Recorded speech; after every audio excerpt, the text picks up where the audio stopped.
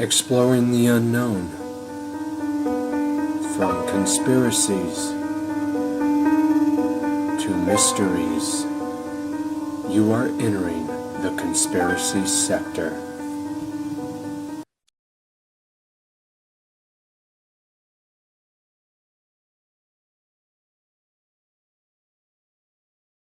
Well, welcome everyone to this very special program. I'm your host, Aubrey Batchelor. Sailing this superstitious knowledge ship with me is Chris Jacobs, and you are entering the conspiracy sector. We hope you've been well since our last episode, which, Halloween has come and went by again already. And here we are into the festive holiday eating times of Thanksgiving and Christmas. So it's only going to get stranger, and we got a good one for you today. Chris, how you been? Doing pretty good. Yeah, we definitely have a strange one today. This basically is very synchronistic with some of the energies that have been taking place right now, and its time has come to this wheel's come around to actually cover this topic on the Superstition Mountains today. And The it's Dutchman one of Mine. my favorite topics, I would have to say, that we've covered so far. And actually going to this place, if you've ever been, any of you listeners, or even seeing pictures of it, but pictures never do, the whole deal justice, when you actually go to these places. I would have to say that out of all the kind of majestic places I've seen so far in my life, there's still a lot more to see, obviously, but the feelings I got whenever I hiked the Superstition Mountains was one of the strangest, pure, yeah, you had a little bit of every emotion when you're inside of there. It entraps you and enthralls you. And, one of the main topics around the Superstition Mountains that everybody knows about them for is the Lost Dutchman's gold mine. And how many people do you know that get gold fever whenever they see that shiny stuff that that apparently, it could be close to blood, because people give their life for it, so it's almost as important as blood if you look at history and of how much bloodshed's been shed over the object, throughout the world, gold that is. And now we have our own lost treasure story here in the American West. And I think it's the most pronoun treasure, supposed lost treasure in North America itself, all the people that have been enthralled and went chasing after it. And we'll dive on into that and many other strange things that have taken place within these mountains. Everything from UFO activity to supposed creatures that live within the mountains themselves. It's just very strange, some of the stuff that's happened there throughout the course of history. And you, Chris, you lived up close to there at one point, up in Prescott. And, you can kind of get that whole area, just kind of vortex filled and very energy laden around there. Yeah, and I find it interesting because it's like a magnet for disaster as well. That people not only do people label it cursed and things happen there. There is like this calling or longing to the Superstition Mountains by there's reptilian forces I found out that live up in there. There's That's exactly, you up there. took the words right out of my mouth. I was thinking we just got done talking about insectoids, and it wasn't insectoids, it's supposed reptilians that are living up in these mountains. Yeah, and it's a nursery that's up there. That's the same as the suicide forest in Japan. It's the same type of thing. There's been plane crashes there, everything. There's also a vortex, a ley line intersection there as well, where like see even UFOs has been seen around there that can fuel on that, but also planes have crashed into it because the magnetic anomaly and the electromagnetic anomalies that are there, like the Bermuda Triangle, it's just a tiny version of that. That planes will crash right into it. They'll think it's further away than it is, or high or lower than it actually is, and that's happened several times with both commercial and private aircraft there as well. Believe it or not, when I was living there, yeah, I lived in Prescott, but there was a Renaissance fair there in Apache Junction that's right up against the Superstitions. When you're under that mountain range there, you're looking up and going, "This is weird." It's like it's a weird vibe. It's not all bad. It's like this. There's bad sections of the energy, but it's not all. It's not all like evil feeling like some people think a haunted or cursed site would be, and also aliens will make people think, and military have done this too, they will make people think a place is cursed or haunted to keep people away from like a base opening, a portal, what have you, that is actually on a site as well. I came to find out. I have no doubt, like I said, that's the best way that I could describe it. Is I kind of felt every emotion when I was there. And, I even kind of ended up, not really a panic attack, but I just kind of ended up having like this adrenaline rush, I would say, of like, I just felt different, like I've never felt before. And I'm pretty responsible whenever I go into the bush anywhere, but I was kind of careless, left my binoculars lay around. I lost them on an easy trail that we were on in the Superstition just because I was so enthralled. So it does kind of, you have to be very witty when you're in there anywhere for that fact. But the Superstition Mountains was the one place that just kind of, it grabs you. And, when you mix in all these other things along with its natural beauty, I think that's where the danger comes into play. Yeah, what's interesting though about the roping people get into looking for the gold, one of the things that when people get gold fever, there's two things that are happening. This is some of its ancient programming that has to do with the Anunnaki and their quest for gold, and they program that into humans to gather and acquire it for them and their gods. So that's one thing. The other thing is the reptilians were also, these particular reptilians were created by the Anunnaki as well. And they also will acquire things for their masters, including energy. So you have, like, say if you have a nest site, like any predator, you have a nest site that's in a spot, but you can't risk leaving that area. What do? You put out a call that you want to draw people in. Now some people that I've known that have gone up there, they've gone way up into the superstitions, have felt confused. They felt like they couldn't quite ground right. They're like, oh my God, what's this? And if people saw the previous episode where I mentioned a little bit about this famous case, and I cannot remember the name of the boy that this happened to. There was this college student that got gold fever, and he wanted to look for the Dutchman mine, like many, many other people. And him and his friend went up there, and they were never heard from again. And the mother hired a PI to go looking around. And this guy went up into the superstitions, went up to where he eventually found the skeletons of these two people. He said you could easily get confused up there, that they were able to read a big magnetic anomaly up there. And he's like, you could get confused, fall somewhere, crack your head, do something like that. And there's this weird like pull to go up into further into the mountains. And some spirit and dimensional sources will do this as well, where they'll, like in Sedona, they'll lead you off cliffs and stuff like that. My mother encountered that years ago, where she heard voices say, walk this way. If she had, it would have been too dark and they would have gone off a cliff face. So this happens in some of those places where there's dimensional pockets, dimensional spaces, where you get that, and you get these beings that like screw with people. What happened to when they found these skeletons, they were completely bleached, by like white bleached. And they had these scrape marks and scratches and teeth marks, like gnaw marks all over the bones. And reptilians, like saliva will bleach and stuff, like almost like a snake venom. It kind of bleaches things, the bones really heavily. What happened was you could tell multiple creatures had been, also regular animals had been doing things too.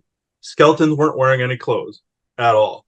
And the clothes have been totally removed, which you would expect a predator to peel off whatever. Yeah, and be sheets of clothing still on the remains or something along that. Something like shoes or something like that.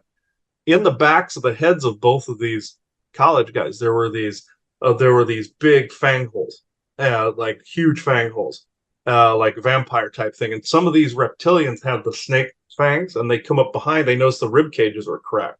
They noticed where the shoulders were crunched, and they noticed something came in and it did that, like a predator came from behind, and used the fangs on the back of the skulls. And they said this is some giant predator that did this. Well, going back, there many of the dead bodies that have been found, strangely enough, scavengers can do this, like you said, natural animals can do this, but a lot of bodies that have been found of people that went missing, the heads are removed, the skull is missing from the rest of the body.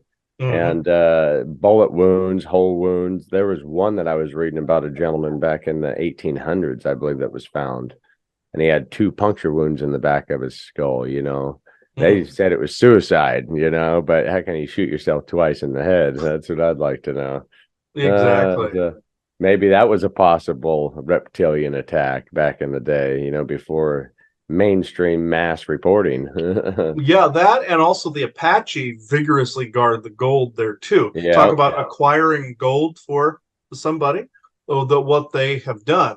The Apache, you'll if so you go in areas of the superstitions, you'll see like black hand marks and stuff all over the place in paint.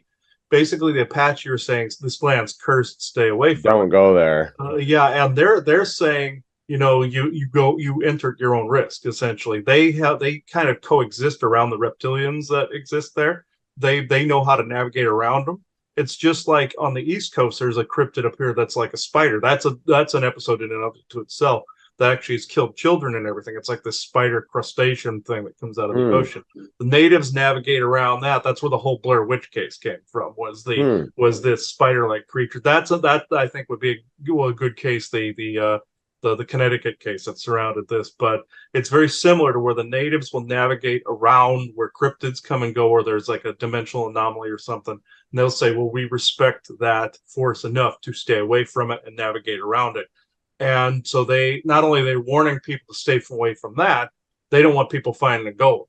And Hmm. the Apache are intertwined into this tale as well, where according to what I understand, they found the Dutchman mine already, Hmm. and they have just added it to what they already found. The U.S. government pulled out a ton of gold in the different area of Arizona that would have by tunnels connected to some of the superstitions as well. Hmm. But it was a different area of Arizona, close, but it was a different geographic area, and they removed billions of tons of gold out of there. What the Dutchman found was like part of this vein that connected to this gigantic thing. If he had been able to go a little further, he would have found all of this other. And the government found it, but the Apache claimed the Dutchman mine, from what I understand, and they don't want anybody approaching it. Many people have come to close to finding the spots where they store it, and they've been scared off. Either they get captured by the reptilians or the Apache scare them off with the curses and all this other stuff. So yeah. There's intermixing all that with this. There's even supposed theories that there's still a predestined clan that's protecting the gold. Could it be Apache lineage that says protect this land, protect this gold? Could it be a government operation of to keep everybody else out? Mm-hmm. Some crazy person, mountain man that's living out in the hills is trying to protect things. There's all these theories that, there could be supposed protectors of the gold to keep it And there. that's how it is, yeah, with descendants of the Apache that agreed to acquire that gold for whom? That would be go back into the Anunnaki mythology as well. So, and also there's words in different native languages. Like I believe there's an Anasazi word that you say is Anunnaki, but it means ant friend. Hmm. So like ant people that led some of the native peoples legend wise led them down into the inner earth before the great flood. So they were basically I feel that those natives were pointed more like stewards to that. They keep acquiring the gold. That's my intuition. I can't prove that part, but it's like that's more like where my intuition is going with that. That it's closely associated with the ant myths of Agartha and the Hollow Earth, and prior to the flood, and also acquiring gold for the Anunnaki. Which again, in their languages, Anunnaki would mean ant friend. It translates to Hmm. ant friend. In ancient Sumerian, it meant those who from the heavens came, so that there's a common word across the globe for Anunnaki or Anu. So, but Anu also translates to Odin in Scandinavian mythology. So, but when it's associated with the native tribes, you can clearly see how it would be very associated with gold. So Hmm. very, very closely associated. Also maps to the Pleiades that some of the native tribes also associate with. That would be associated more with Lemuria and Mu, the descendants of the Pleiades. That's a different show. I'm just saying that they all kind of coincide together. I could go off on a tangent, but today's topic is the superstitions. So it's like it's a much broader. It goes into a broader area after a Hmm. while. For sure. Let me I'll dive into a little bit of history for this. Uh,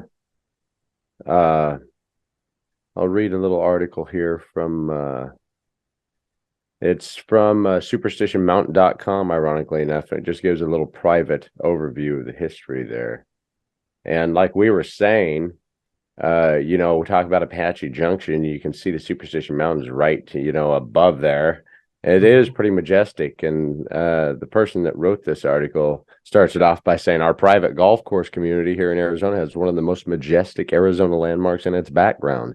In fact, next to the Grand Canyon, the Superstitious Mountains are the most photographed and painted sites in the state.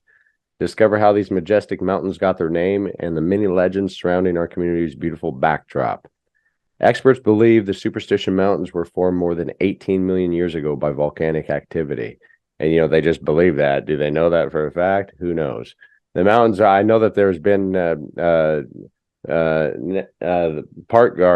guides there, have gone into detail about the history of them. Some of them just say, we got to tell people something, so they're not even sure.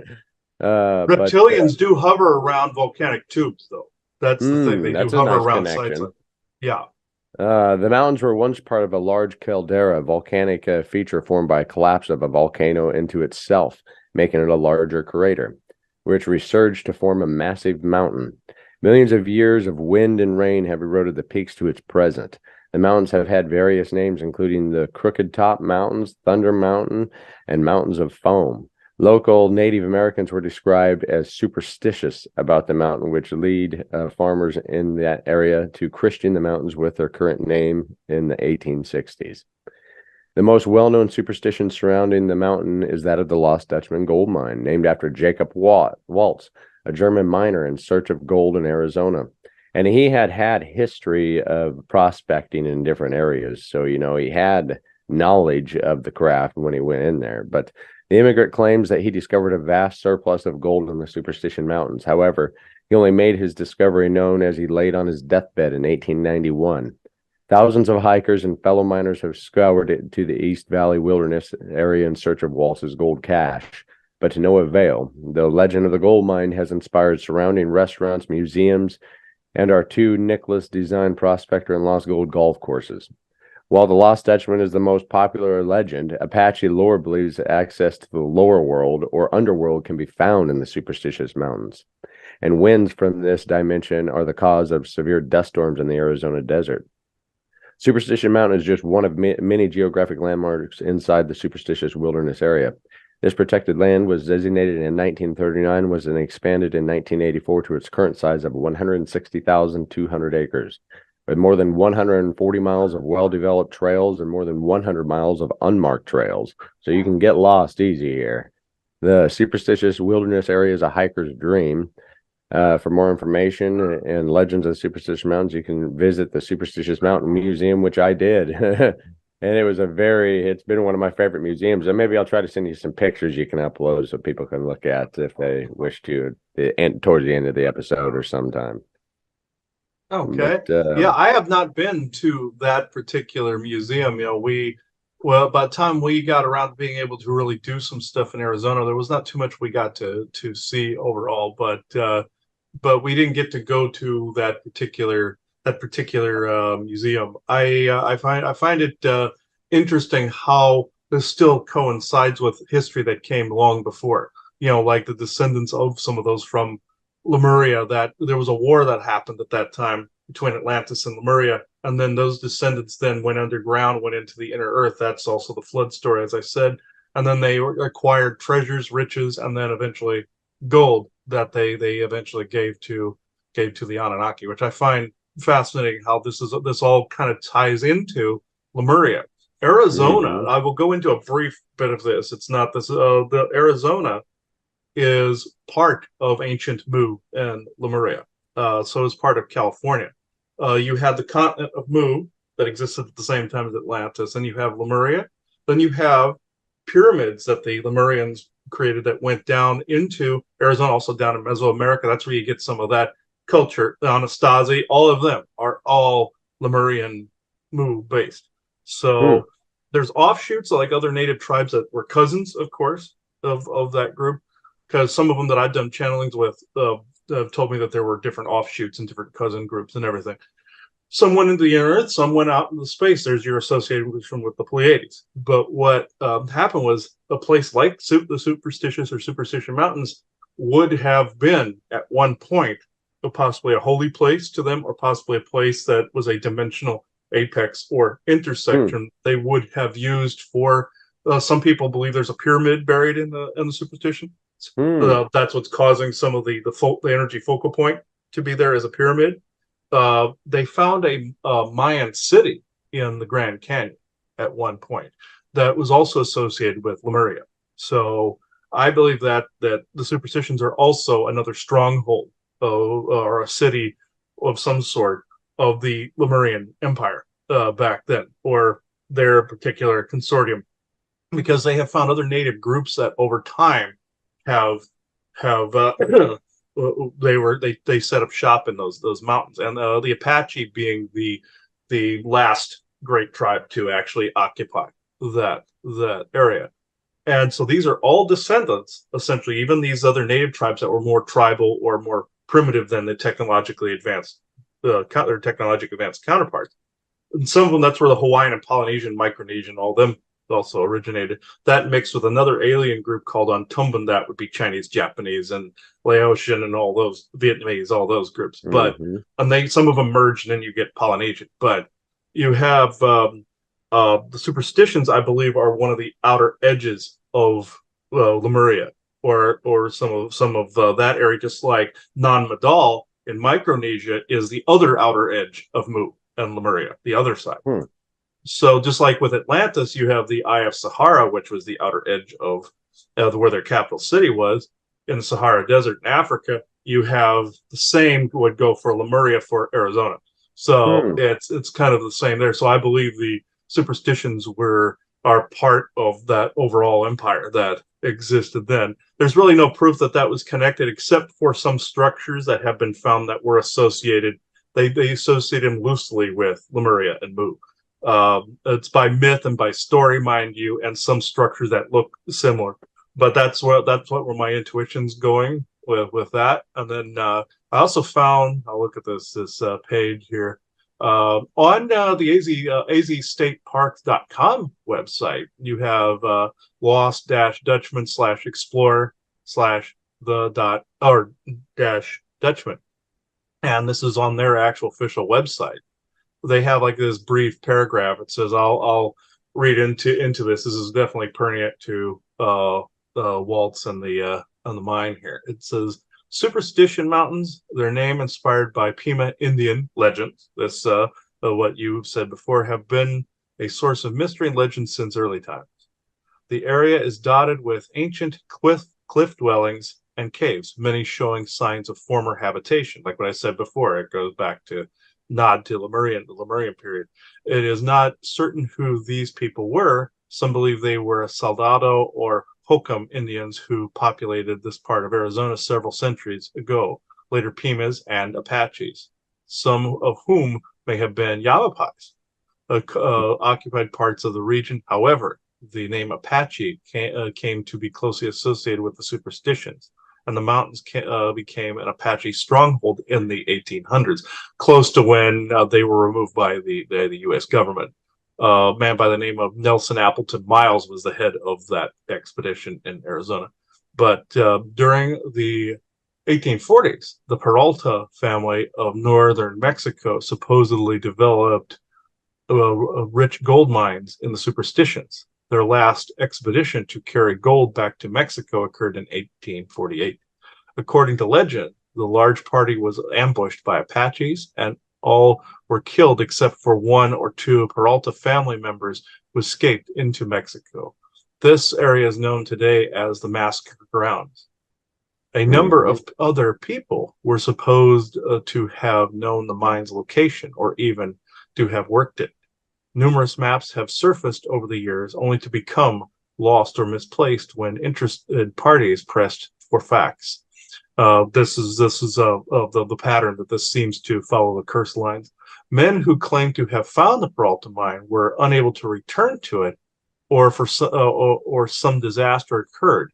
before they could file a claim, all adding to the lore of the lost mine. It's what I call the series of unfortunate events, where some things just don't come around or don't come about because there's somebody directing you away from an area through energetics, curse, telepathy, what have you, magic. In the 1870s, Jacob Waltz, the Dutchman, actually a native of Germany, it was actually Deutschman, not Dutchman, was said to have located the mine through the aid of the Peralta descendant, or a Peralta descendant. Waltz and his partner, Jacob Weiser, worked the mine and allegedly hid one or more caches of gold in the Superstition. Most stories place the gold in the vicinity of Weaver's Needle, a well-known landmark. Weiser was killed by Apaches, or according to some, by Waltz himself. They just don't know. In failing health, Jacob Waltz moved to Phoenix and died some 20 years later in 1891. He supposedly described the mine's location to Julia Thomas, a neighbor who took care of him prior to his death. Neither she nor dozens of other seekers in the years that followed were able to find the Lost Dutchman mine. Subsequent searchers have sometimes met with foul play or even death, contributing to the superstition and legend that surround these mountains. Many versions of the Lost Dutchman mine story exist, and several books and films have been done on the subject. This is right on the main of the website about basically their AZ State Park's website. This is I found that interesting. I found that this morning, that just categorized that portion of the story. But that shows that the Apache, we had a friend that was talking about it one time, that he felt that the Apache were guarding the gold and that they were in association with the reptilian forces there to either draw people in or keep people out. And either through a series of unfortunate events where, like, say, if you're getting ready to go do something, then all of a sudden a bunch of other distracted stuff happens. That's common when there's oppression involved, and the reptilians especially have used that trick a lot of times mentally and magically. So if you're in their favor, I don't recommend this at all. That's basically a Faustian pact, because it's essentially demons living like basically underground volcanic tubes. You know if there's a reptilian around because they stink of sulfur, because sulfur, volcanic ash stink. You know, that's where that comes from. In Arizona, it's full of ancient volcanoes, hence full of reptilian tubes and highways that run under there, connecting again back to the hollow earth. And some are guarded by some of these reptilian forces underneath that could pretty much eat anybody in a second's notice, or at least skin them, like what happened to those two college kids. And then they had to deliver the remains back to the mother, their parents back that way, from what I understand. But the investigators couldn't quantify what was going on. Even police that went up there to gather the bodies said it was damn weird in that spot. They said they would rather not do it again. Me, I'm more for the weird, where I would go looking into this, you know, and I mean, I don't want to put myself in danger, but I would have to go look myself. Me too, as long as I'm protected and I'm packing heat. Oh yeah, there I would recommend a weapon. Normally, in cases of looking for cryptids or being such as forest people, you don't want to bring a gun with you. They don't like that. But in the case of reptilians, I would highly recommend being armed around them.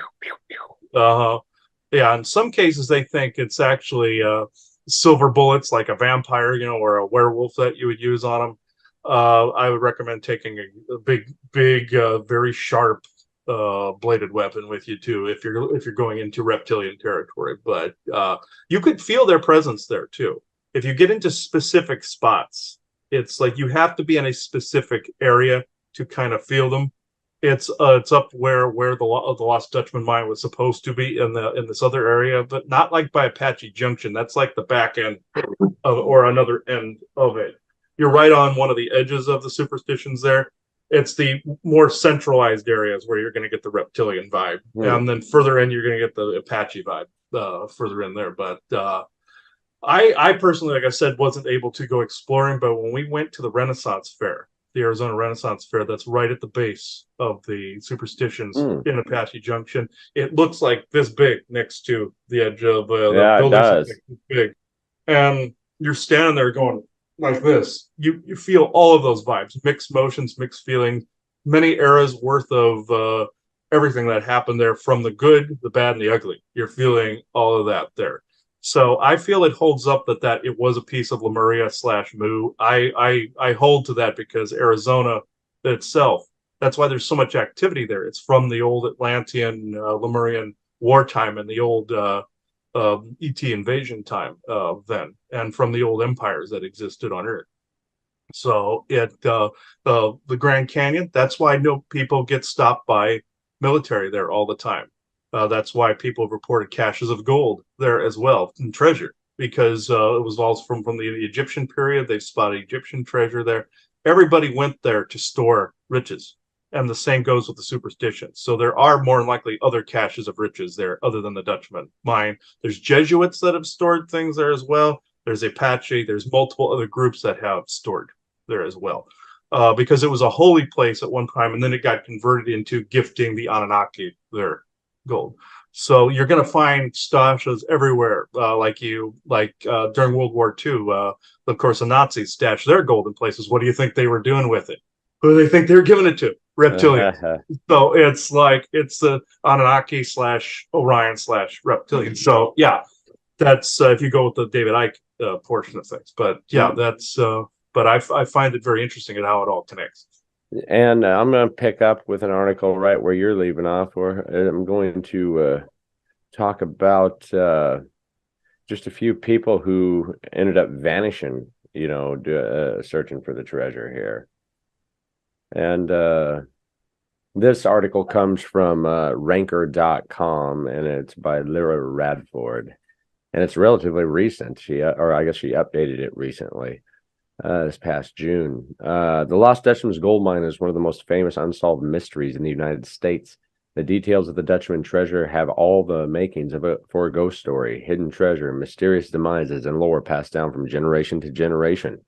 The Lost Dutchman gold mine is a fabled gold mine located in the Southwest. Though its exact whereabouts are unknown, many believe it's hidden in the Superstitious Mountains, and its rumored curse falls upon those who try to find it. The path to these riches is paved in mystery and doom. Many say at least 600 people have lost their lives trying to find the treasure, and many more have gone missing. Born of intense volcanic activity, the Superstitious Mountains in Arizona were believed to hold the entrance to the underworld by Native Americans.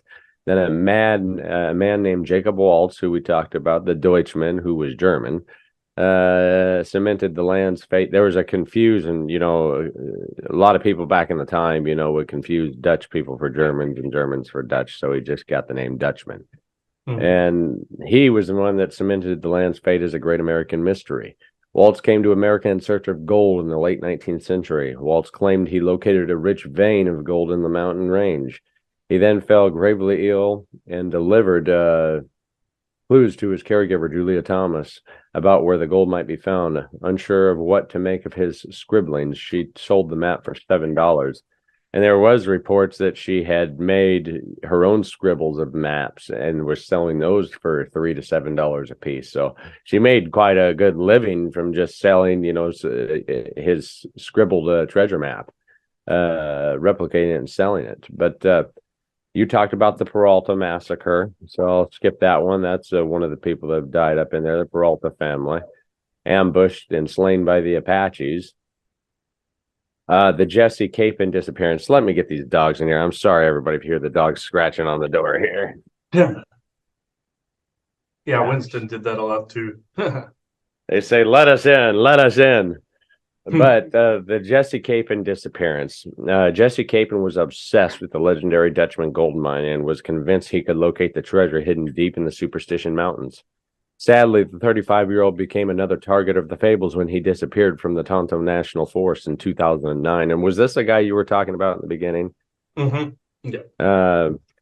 Hundreds of books and maps were found in his apartment after his disappearance, showing his extensively researched the subject. According to his files found on his computer, he'd already attempted to locate the treasure on at least 2 other occasions and told no one of either excursion. It was his 3rd trip that he never returned from, and it would be close to 3 years before his remains would finally be found. Volunteers with the Superstition Search and Rescue Organization found Capin's remains wedged in an impossibly tight crevice, about 30 feet off the ground. He may have fallen from a ledge above the crevice and somehow got wedged in, but his official cause of death remains unknown, or at least unreported.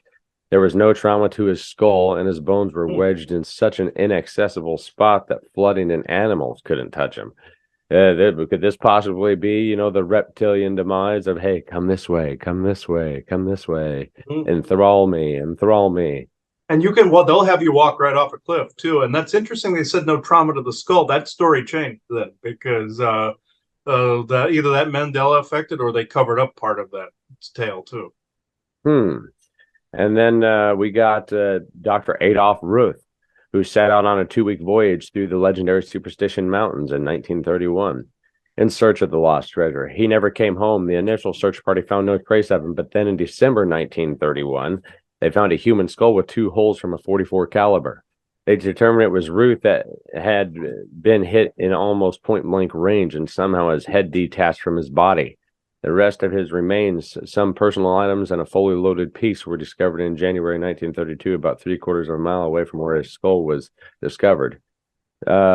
Investigators at the time figured Ruth had taken his life, but many believe he was slain. One authority questioned how the purported .44 caliber used to shoot Ruth had no bullets missing.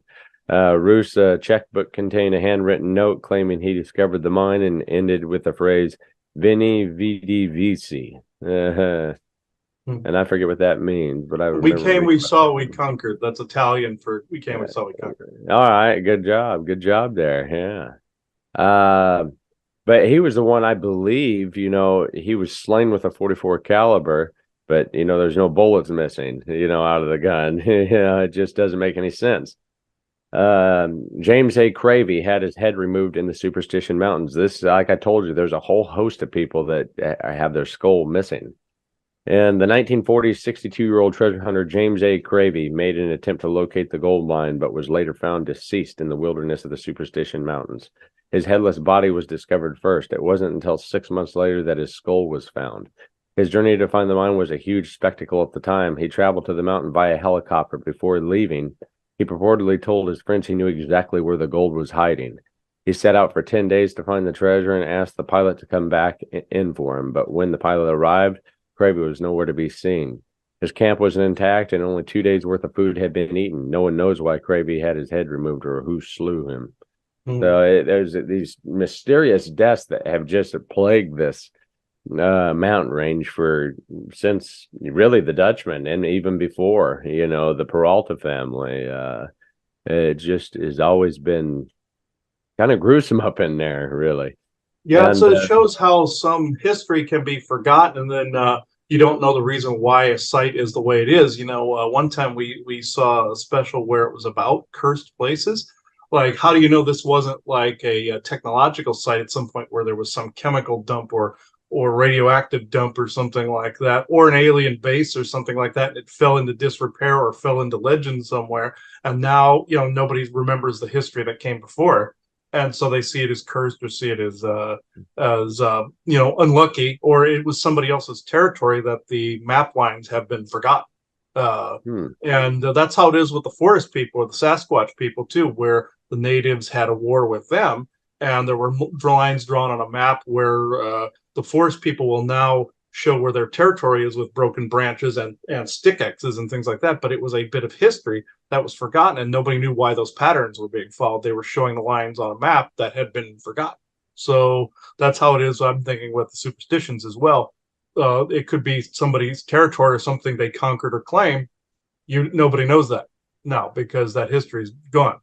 And I came to find out with some of the other sites that are out there. Like if the Draco claimed or the reptilians claimed an area and nobody remembers, and it's fallen into legend. There's even a more obscure legend that people don't always look into that's associated not only with the Superstition Mountains, but Arizona in general, about being a cryptid called the Blue Devil. And the ASU likes to use the Blue Devil as their mascot and all this other stuff. Well, it also they show Pitchfork and all this. This has to do with, again, the Hollow Earth. This has to do with reptilians and also fish aquatic like beings that were in that area too, because that was an ocean many millions of years ago. And there was a Mer cryptid variant that was in that area as well, and also reptilian hybridized DNA as well. That's why some of the Anunnaki are associated with fish and all those type of situations like that.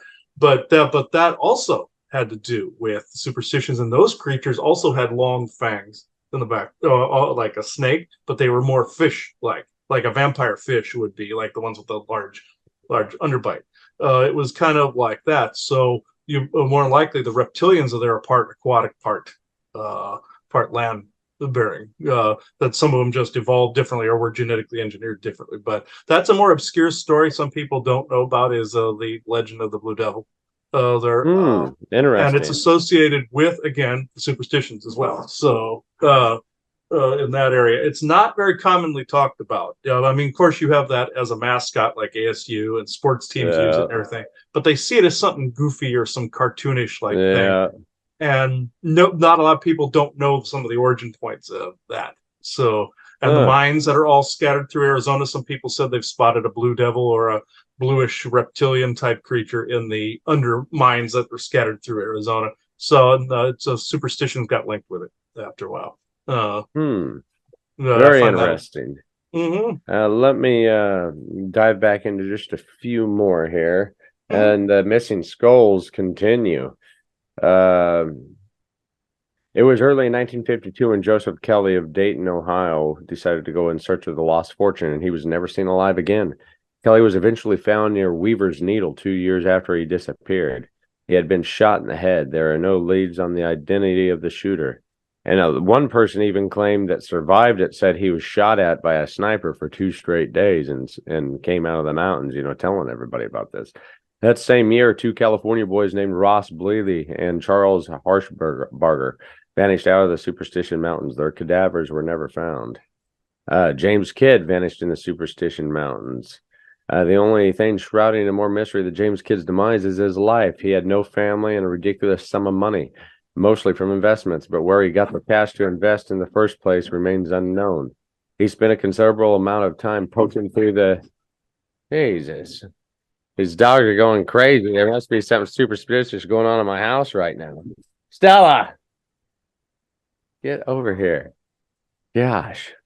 But you take over. Let me take care of these mutts. Yeah, okay.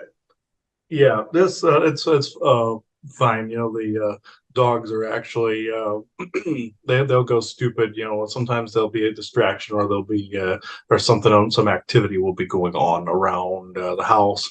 We've had Sammy bark at nothing. We had Winston bark at what seemingly was nothing, but they are picking up on something that is being stirred up by us talking, evidently. So, yeah. Usually these dogs are better. I don't know what their issue is today. Like I said, something superstitious going on in here. Yeah, like I said, the energy is being kicked up because we're both yakking about this subject. Yeah, so, and that's one of the culprits right there. Yeah. Yeah. Well, the skull count continued to rise through the 1960s. So apparently stumbling across skulls is a regular occurrence in the Superstition Mountains. From 1955 to 1979, multiple remains were reportedly found with holes in their heads. 2 more cadavers were found without heads, and the investigators were never able to find their skulls. Many people believe the slayings could be connected to the curse, while others hypothesize it could be bandits taking advantage of gold-bearing explorers. J. Cap's skull is still missing. In the fall of 1961 marked the beginning of the search for prospector J. Clapp. He spent over a decade and a half working through the Superstitious Mountains before simply vanishing in July of 1961. The police search that fall was thorough, though no trace of Clapp could be found. So they called off the hunt. 3 years later, they found his headless skeleton. His skull still hasn't turned up. The madman of the superstitions was slain. This was an interesting guy. His name was Elijah Rivas. And looking into his history, he was relatively a pretty nice man, even though he's extremely introverted. But somebody went up to his house, he'd invite him in for cake and coffee, basically. But if you could stand his smell, because he would rarely bathe, just looked like your basic crazy looking mountain man. All right. And he even supposedly would scare the Apaches off because he'd run naked throughout the canyon, throughout the hills, shooting his gun off. And they thought that he was a crazy man. So Elijah Rivas was quite the character. He convinced the local Native American tribe that he was off his rocker by running around without clothes through the canyon with knives. and guns, they decided to steer clear of Revis, and so did just about everyone else. He settled in the wilderness of the Superstitions Mountains back in 1872 and became known as the Madman of the Superstitions. In 1896, his decomposed remains were found. Allegedly, 2 Easterners were out looking for the lost mine the same year Revis's cadaver was found, and they were never seen again. So it's just this continuation. It's like the curse of King Tut. You go looking for this treasure, and you're just going to be cursed looking for it.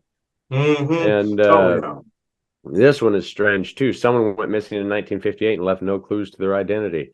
The identity of a person or people who disappeared in April 1958 remains a mystery. That year, a deserted campsite was discovered over on the northern outskirts of the mountain, and the scene was grim. Things like cooking tools, cleaning supplies, a Geiger counter, and some personal letters were left behind, but most disturbingly was the blood-soaked blankets. Strangely, someone had torn the names and addresses from the letters, and no trace of the occupants was ever found. Then we have rocks hurting people, rock slides, things of that nature.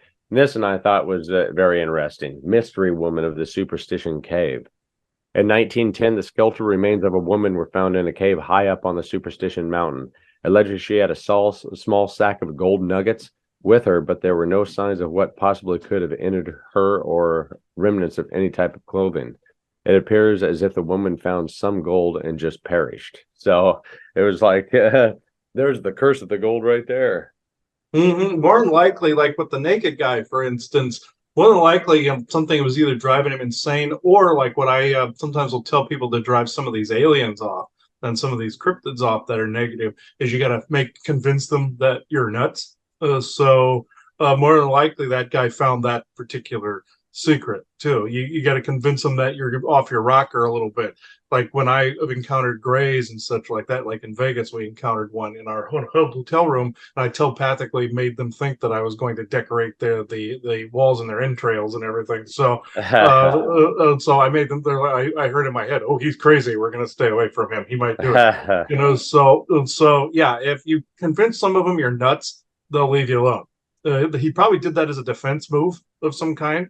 But also he could have been driven to that on the flip side of the equation, driven to that by negative telepathy bombarding him 24/7 too, from the reptilian. So I feel that's a little bit of both, where also they probably wanted him without clothes on, because then that made it so they didn't have to strip him down and eat him too. So it was so that's also a possibility. There's a cryptid out this way called a face eater. That's a type of negative troll baboon cryptid.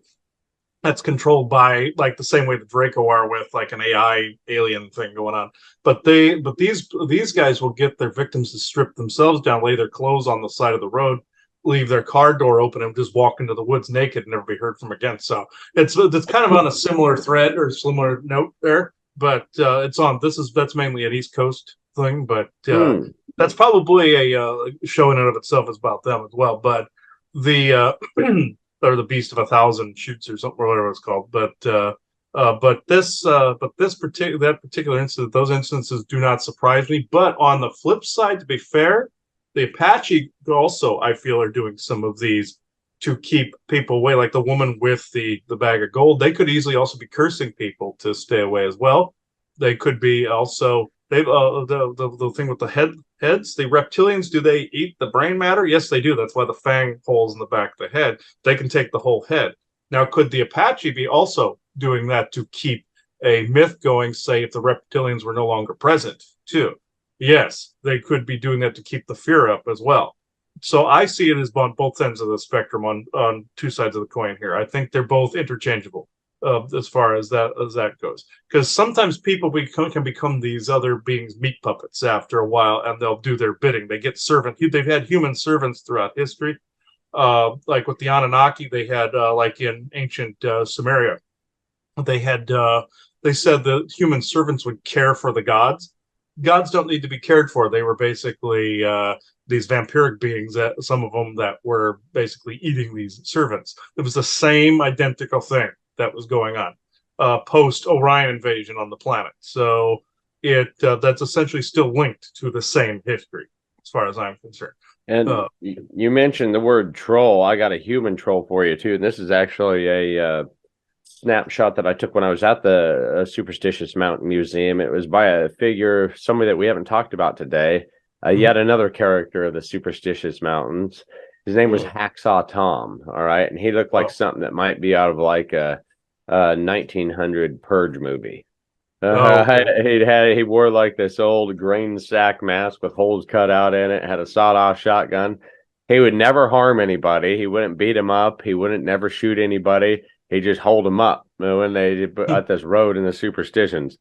So people actually ended up going out there just to be robbed by him, to say that they got robbed by Hacksaw Tom. And between 1905 and 1915, it was reported that a bandit was robbing wagons and stagecoaches on the Apache Trail. A steep grade in the Fish Creek reduced vehicles to a crawl, where he could easily ambush travelers. He was nicknamed Hacksaw Tom by the drivers he held up. Despite his outlaw activities, Hacksaw Tom never fired a shot. He became an expected attraction for travelers on the trail, and some stagecoach drivers took their friends along just so they could say they had been held up.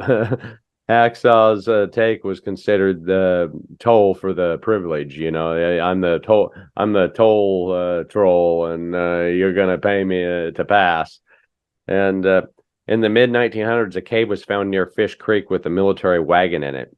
Years later, a small cache was found in the same cave, and it was a carpet bag that contained the items on display, which it was his own personal, collection of items. It was believed that this cave was Hacksaw Tom's hideout, and that the wagon was a military payroll robbed decades earlier. He had a flour sack mask that was just with holes cut out in it. The flour sack is from Mesa Cooperative Mill, Mesa AT. A matchbox with matches, a box of caps for brass cartridges, several cartridges, an Edison light bulb, a kerosene lamp, a chimney, 2 horse bridle rosettes, a button hook and 2 keys, a bottle of horse liniment, 2 luggage tie-down straps from a stagecoach, a sawed-off shotgun, a small whiskey wrench, and a mason jar of coffee beans was found in the stagecoach. So there's this little hideout in the middle of the Superstitions. And that's just yet another player of, the Superstition Mountain mystery and lore. Yeah, that shows that we're also in the wrong line of work, because apparently, a criminal can get legendary status to the point where people want to actually get robbed by the person. No doubt. And this other interesting one that I found too, where that I have on display at the Superstition Mountain Museum. It's titled A Superstition Mystery, and it has a bunch of, I wish I could show you on screen right now, but it's like Spanish armor. Oh, I see it. It was found in a cave. And a number of years ago, a well-known treasure hunter and underwater archaeologist presented this conquistador-type body armor, helmet, sword, and stirrup to the museum, having found them in a nearby cave. Spanish records of exploration are well documented, but no military expeditions are noted in the Superstitions, making this soldier's armor a mystery. So, that just goes to show you yet another player and another group of peoples that have walked throughout those mountains, and you went on. And like I said, the Jesuits too were there. They had their own gold mine as well. There was a show on several years back called The Legend of the Superstition Mountains, and it only was a 1-season wonder. Unfortunately, they found this Jesuit cross that was in the back of this cave, and those people started to get close, just like the gold in the show, the gold, lost gold of World War II, where they were in the Philippines. They found a bunch of gold. Of course, the Filipino government more than likely claimed it, just like the Apache more than likely thought those people filming the show were too close to something there. So you never saw that show again, and they more than likely, I don't think they ever got another expedition. I could be wrong if somebody wanted to correct me on that, but and they just didn't televise it. But yeah, that was actually a very interesting show. It's too bad they didn't continue with that. It was only 1 season. If there have been more seasons, the History Channel app doesn't show it. The internet doesn't show it. So it's where I'm at. So, if there was something that was off the books somewhere. But yeah, I find it very interesting. There's also a lot of copious amount of bases in the area. The military has more than likely found a lot of stuff. I know they found the Mayan city that's in the Grand Canyon. So more than likely they have found some of these sites and have just navigated around some of the reptilian sites and the Apache sites. But wherever there's portals and anomalies involved, the military and their bases are usually not far behind. So you got that. That's usually, if you find a portal or something that the bases aren't around, that means they haven't discovered it. So that they don't know that it's there. That's how you see it in a plethora of movies and everything. So anything that has to do with a lot of these ancient sites, they don't want people finding this because they know they know the history that came before. As ancient, or even was just as little bit of back as the Dutchman mine. They just don't want people actually getting out of the house and actually exploring and treasure hunting. So they won't want to discourage that. And they also don't want people wandering into other ETs territory that they've granted some of these ETs as well. So this can all get linked back into that same subject if you trace it back enough. But this, yeah, I think we're at a good spot in the show. Maybe we bring in the galactic portion if you have anything else. Yeah, sure. Okay. Okay. I think we pretty well touched on a lot of things that's going on in the superstitions, and it may sound chaotic, our episode here, especially with the dogs going crazy in the middle of it. Thank you, pups.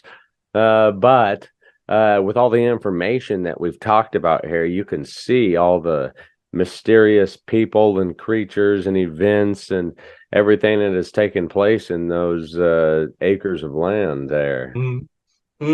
I wish I had gotten a chance to explore, but you want to go up there fully armed and with a bunch of people with you. You want an expedition. Yeah, I believe so too. I believe so too. At least 4 people. Make it like a group effort. That way, in case of 2 people get hurt or something happens, And also bring phones, walkie-talkies, and everything. And phones tend to not work up there either. So that shows anomaly is up there, like a time fracture or something like the Bermuda Triangle or portal or vortex or something.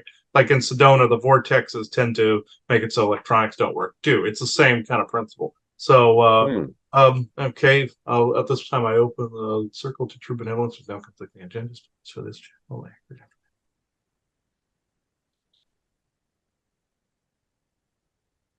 Okay, I believe today it was Isaac that was going to talk. I was also hoping that maybe like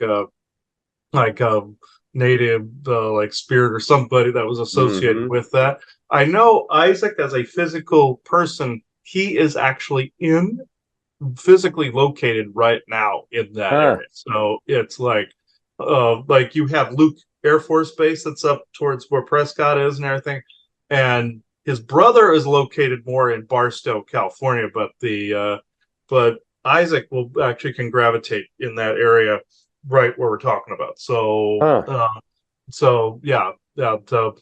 Oh shush, he's like that. He's just screwing around. So okay, let's see. You're actually coming in clearer today. Okay. All right, we'll go to this then.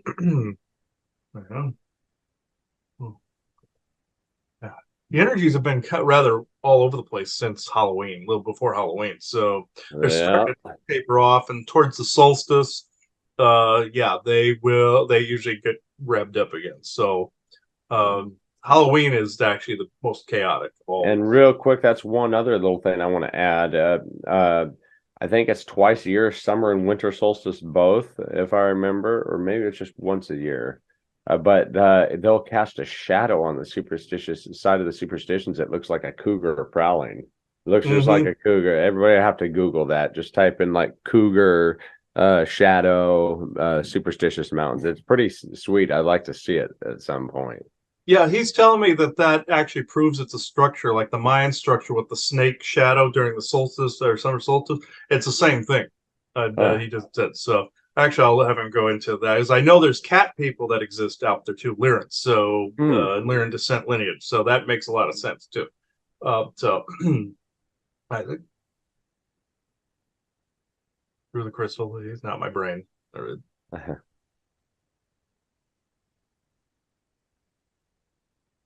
Yes, what he doesn't realize is I have to use his brain anyway. So this the crystal just allows him to do this for longer periods of time. So like a relay that takes the brunt of the energetic flow, or like a circuit that is dialing down electricity coming to your house. That is basically the premise behind this. What you mentioned about the cougar shadow, that is actually quite prophetic. It is no different than the face on Mars, which is half cat, half human. That is actually showing the alliance between Lyran peoples and humans. This is what he neglected to mention. In this, there are negative and positive cat people that will also eat people, the negative ones, that is, not the positive ones, that would be weird. But the Lyran descent lineages were from the old war times as well, where they colonized parts of Earth post Lyra's destruction and rebirth. That planet has now been Mandela affected back into the sky, but it's from the Lyra star system. That's where they get their name from. The there are descendant lineages of both feral and more sentient-esque type that exist all throughout that area, so like the Sonoran Desert and the like. There, they claim a territory in that area, as do the reptilians, as do the forest people. So, as do the Apache, as do other Mayan descent lineages as well, and Agarth and sex and military alike. And even bat people, you were talking about them prior to the recording. So, there are many of these beings out there, including other different races we don't have to go into at the moment. They've had enough limelight out there. So the cougar is part of an old structure set of structures that used to be there, very much like he just said, the Mayan pyramid that has Kukulkan as the snake going down the pyramid stairs during solstice time, summer solstice and winter solstice. So this is exactly correct, where it casts a shadow during those times of the year. It was archaeoastronomically aligned. What looks like just a mountain that was formed has a city that has been carved into it. It's just so old, as on the order of not just hundreds of thousands, but millions of years old, that they just kept building and building on top of it, and it became part of the Lemurian, as he said, empire. But empire is a little strong. It's more like cooperative or consortium in that way. Maybe towards the end they were more imperialistic, but the Blue Devil is associated with that too because of the Syrian Lemurian descent lineage. Those would be like blue elves or dark elves in your Scandinavian history, or blue bloods. Some were mixed with fish DNA. Some have the mer tendencies, and this is where you get your Enki, Enlil, and Anu, also an Anunnaki associated with fish, Myrmidon, genetic tampering, and also some of your Jesus mythology with the fish symbol. So this, and also not just him creating bread, loaves, and fish. That would be that would be essentially Enlil, or they're an offshoot of his consciousness thereof. This, though, with the superstitions, is both reptilian stronghold and other weird dimensional cryptids that come and go from the dimensional spaces. The natives that moved in there also saw these. The Apache, some of them became, he says, meat puppet, but that's a little strong. It's more or less a mutually beneficial agreement that has not necessarily Faustian in nature, but is more like a beneficial agenda to leave each other alone and to guard each other's territory. Even though I wouldn't recommend that particular type of Faustian-esque type pact, it is what it is. So I can go into questions if you like. Yes. What are some feelings that you can listen to?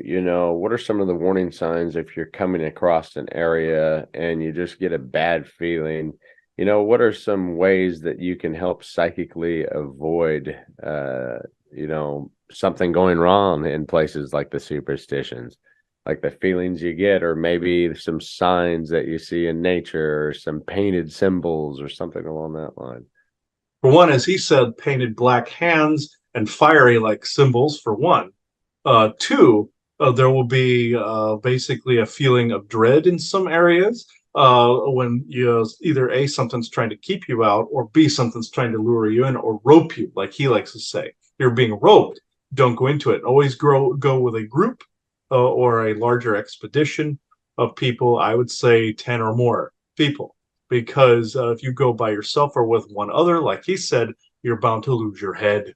Keep your head on your shoulders, because those damn reptilians love to eat brains, not unlike zombies. They can't exactly do anything, so I can actually make fun of them. So with this, you see certain symbols like handprints, Apache symbols, painted symbols. This is akin to almost like a native burial ground. They do not want people near it. They consider the gold sacred, and they offer it still to their gods, as he said, and he was dead on the mark with the Anunnaki link. what also the feelings, the emotions you get, also feelings of dread, feelings of caution, maybe even extreme fear, but also extreme longing to that there's something that you must do there, something that you must do, see, become, witness, something. Now, there's a fascination, of course, of like people that had past lives in that area from native tribes to Lemuria or Mu, but there's also this feeling that you must absolutely have it or must absolutely go there. A gold fever. Not only you're getting that from genetics, but also soul energetics as well. Also, you're getting it from telepathy to draw you in. That's when the Draco nursery, as he likes to call it, needs food sources. That hence the missing heads. So this also happens in some of your major cities since they were built over some such nurseries as well. This is where you get your whole Teenage Mutant Ninja Turtles thing from, because also amphibious and reptilious creatures in the sewers of New York and Chicago. These are built on similar sites from the same era, layer upon layer upon layer, just like your city of Troy was built on layer upon layer upon layer, and other historic sites. The superstitions are no different. Now, the most common emotion or common thing that people have had from both the magnetic and energetic anomalies, their dimensional anomalies, and telepathy would be dizziness, vertigo, and a great amount of fear, and the fact that you don't know where you are, very much like if somebody had dementia or Alzheimer's in that respect. You don't even know sometimes your own name, and that's usually the people that don't make it out of there. Sometimes they fall through portals and become missing people, just like with any of the other missing 411, as you would say. Sometimes they're abducted by military into the projects. Depends on what area of the mountains they're in, depending on where you are. The Apache and the Draco claim the largest chunks. There are cat creatures, there are your own military, and there are various other little claimed to fame family groupings that have staked claims. The Peralta was one of them, but they were also driven out. They have a bigger standing in Mexico, but there are offshoots of that family that still claim it as well. They are also one of the families that try to keep wayward seekers out by sometimes misleading them. They are quite still around, and even people with different last names are associated with them and also other military projects as well. We've talked about a lot of creatures, but has Sasquatch ever had an influence in this region? Most certainly. There are forest people in that area quite frequently. They avoid some of the other cryptids, but they go all the way from the Superstitions to a place called Secret Mountain, and also your Sedona, Arizona. They also go down and travel through the Mongolian Rim next to Sedona, Arizona. Big migration path through there. So yes, the forest people are the ones you call Sasquatch, or they hate the term Bigfoot. They see that as more of a slur, but it is what it is. They actually have an extremely high presence there. Interesting. Well, I think we pretty well wrapped it up and touched on a little bit of everything that there is to touch about. I appreciate you. Thank you.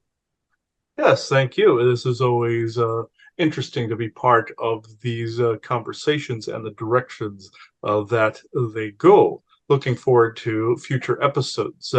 He and Joanna have tightened the circle by which different beings talk. The ones that are the most trustworthy, such as myself, Elena and Vessa, and the forest people, and the Lyrans as well. So these are beings that will more than likely talk on future episodes. This had to be done so there wasn't a big enough risk that there were alternate agendas involved. So thank you for having me on. Thank you very much. And yes, he was right. We had to tighten the circle. If some people could see the words I have on this shirt that I'm wearing, it says "tighter circle, deeper roots," meaning you've narrowed the circle down to the most trustworthy of beings and people that you have around you, and that's true of life as well. So I made a communication arc for the forest people, Lane and Vessa, Isaac, and we have a miscellaneous one that any true benevolence with no conflicting agendas can speak through. We have one that's just for anybody that shows up that's good. So we've noticed that the circle has tightened quite a bit in the galactic and cryptid area. One of the ones that want to interact, like little tree fae, all of those, we see those constantly. They're quite frequent in Arizona, all over too. So I don't know if you have anything else to add, Aubrey, before we No, take it I out. was just looking. I think we touched upon a little bit of everything. You know, the best thing that I can say is if you're in the area, go to the Superstitious Mountain Museum and just go for a little mini hike. You don't have to go all the way up into the superstitions if you're not, if that ain't your cup of tea. But you'll just get a grasp of it, grasp of the layout. You'll get to feel some of the emotions, and maybe you can even kind of psychically imagine and tap into the past of what the Dutchmen and some of these other ill-fated expeditions and adventurists had in their minds when they went out setting for the treasure. So with that being said, I guess stay jivey, stay happy, and we'll see you at the next episode. Yes, and as we close this circle for this episode, you are now leaving the conspiracy sector. Thank you, everybody. Bye-bye. Thank you.